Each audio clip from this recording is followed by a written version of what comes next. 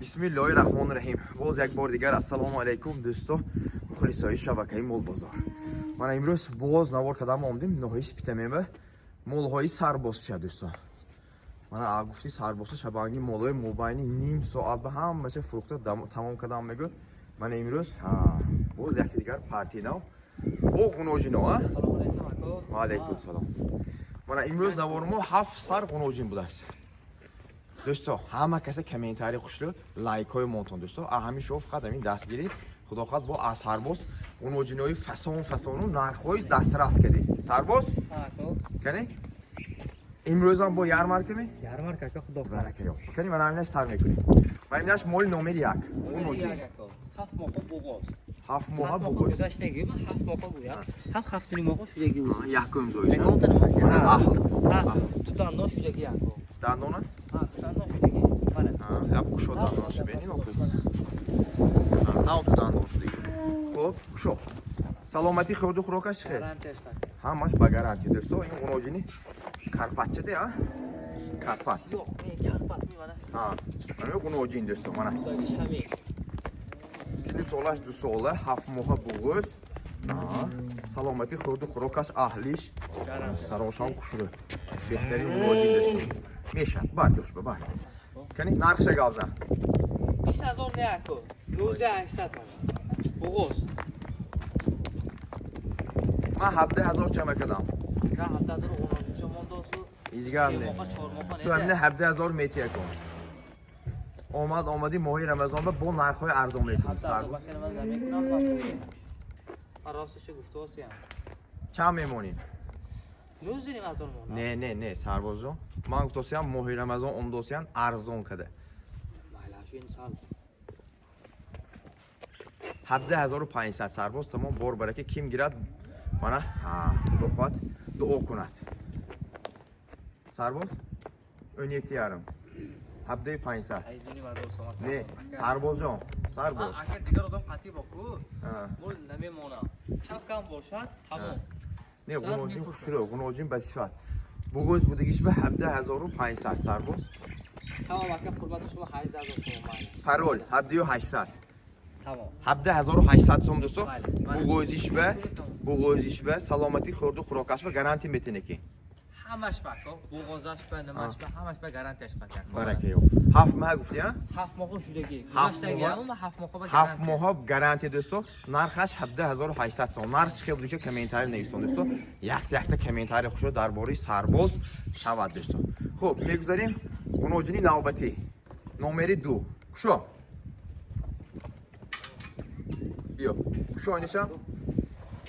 کنی گیبرید می گوشه بیتون کلونیشه من ادشتا اونوجینی نمره 2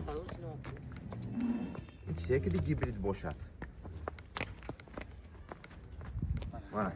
اینا فکرم سیمنتال که دی گیبری شدگی می کارپاد میگم گیبری شدگی دوستان که گوشش کلون بس همین گوشش ani سیمنتال بود ایناش خطی دیده خریدم برکه یو چند وقتش دیگه 11 ماه اونوجین 10-11 ماه اونوجین دوستو معلوم که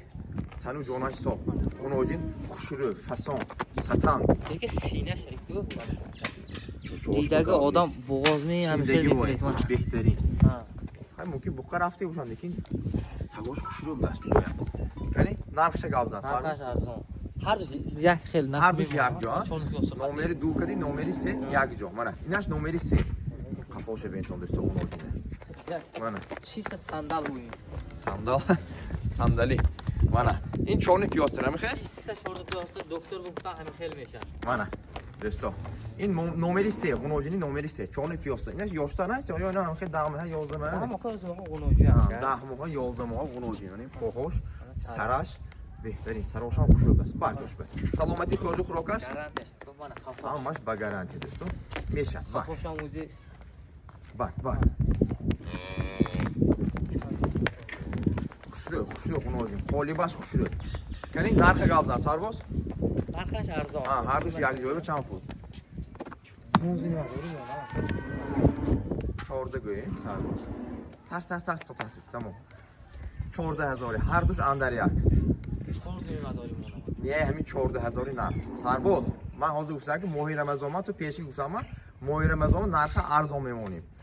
فایده نکنیم ته 13800 سامانی دوستان نرخ بینتون خلاصتون کامنتر نویسون 13800 سامانی قنوجین نمره 203 فکر من به خدا خواهد نرخ بهترین فقط اسپیت کنتون خریداری کنتون دوستان این همش اومدی ماه رمضان به سرباز من گفتم فایده نکنیم فروش مولا گیفتگی آدم برکه یابد خب میگذاریم نمره 4 به باشه 13800 13600 سامانی دوستان نرخ بهتون سرباز گفته گپا که ماه رمضان با عکسی که داست دکتر نمک داست نیم مایل 13500 سامانی دوستان این اورجینال ببینید وانا چیزی میگویتون نکن چیزی میگویتون وانا اینش نمره 4 کمین تعریف فقط خوشلو که نویسون دوستان اینش نمره 4 اورجین سیو الو ها نبینید سر خوشلو گیشه اورجینه بای استون چاوش بهتون قاوسشه وانا این نمره 4 میخواد نمره 4 چند وقته این اگه یک سال گذشتگی و همین خیلی یک سال گذشتگی بوقا رفتگیش نمیدانی تو این دوتاش دگان با گشتگی لیکن هیچ گفته نمیشه اینش هم می من اینش هم یک جای بود است اینش هم من ماشاءالله و ایش بار اینش کنی نه همین سینی سالش یخه یک سال دو ماه یک سال سه ماه گنوجینا من اینش با قاوستار بود است رنگش خوشلویم قاوسام تنو جونش ساخت که مال فردی خوشلو من کنی دوره ابو سراشو نشونتی من mana do'stlar go'shtdan enasi go'sht chapishanda enasi meshan par sarboz salomatlik ko'rdi xuloqas همش با گارانتی ابو چاچوش هم نشونتی اكون بسیاری قنوجینه برای مولکدان میگیرن تو سرباز چاچوش ابیزاتی نشون دادن در کار قنوجینه خب این نمره 3 اینش نمره 4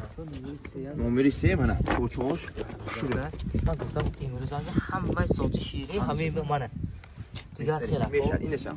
منه اینشم منه سب داره خب بهترین منه نرخ گابزن نرخ هر دوش یک جایه نمره 3 4 و 5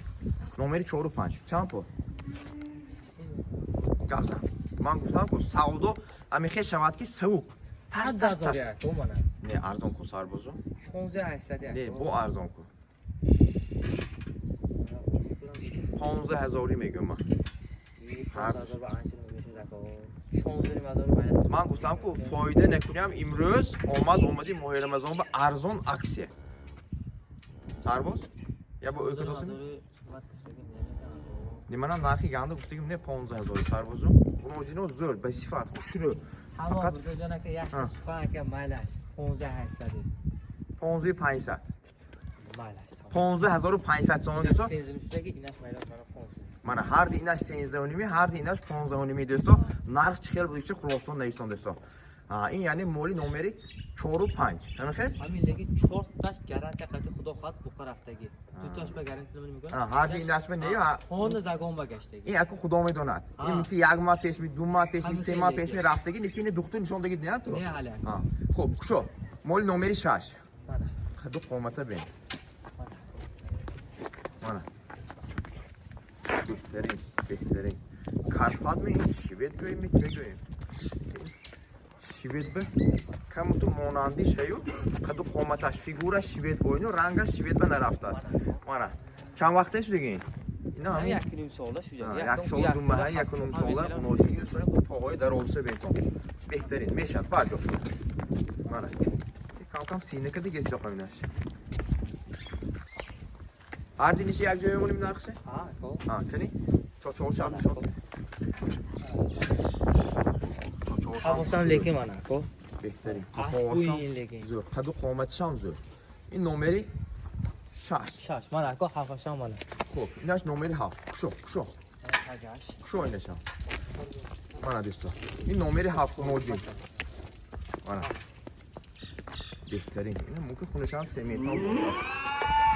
سمیتال کدی کارپات میشوید می اون با من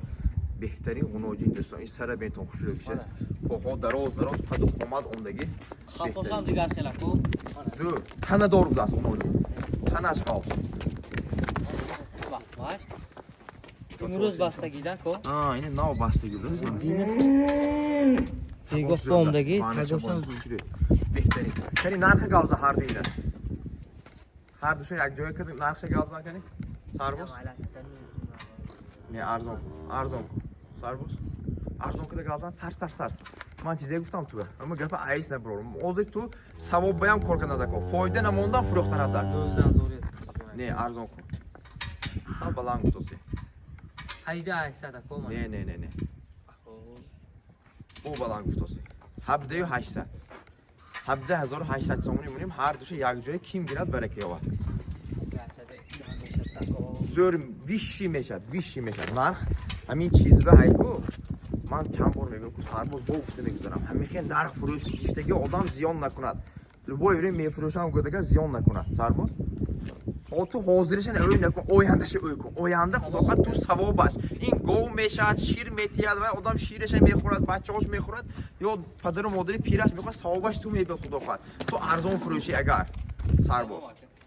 17800 17800 سامانی دوستان اینو ببین هر دی این 17800 شد یعنی مالی نمره 6 و 7 سومن نمره 1 ایناش بغوز دوستان 17800 سامانی اینو ببین سه تاش 17800 دو تاش 15500 دو تاش 13500 سپت میتونن تمام اکا خدا باور کن تو این هنوجینو فکری من به نرخای بهترین شد فکراتونو خوشی که کامنتار نویسون دوستان من این چیزه همشه من سرباز فهموندم حرمتی ماه رمضان من نرخ‌های ارزان کردگی فقط کامنتاری خوش رو در حق همین سرباز دوستا سلامت باشون همتون برای کار ویدیو لیک پدیلیسه کتون لایک های مونتون بچه دعای خوش رو کتون تمام اکا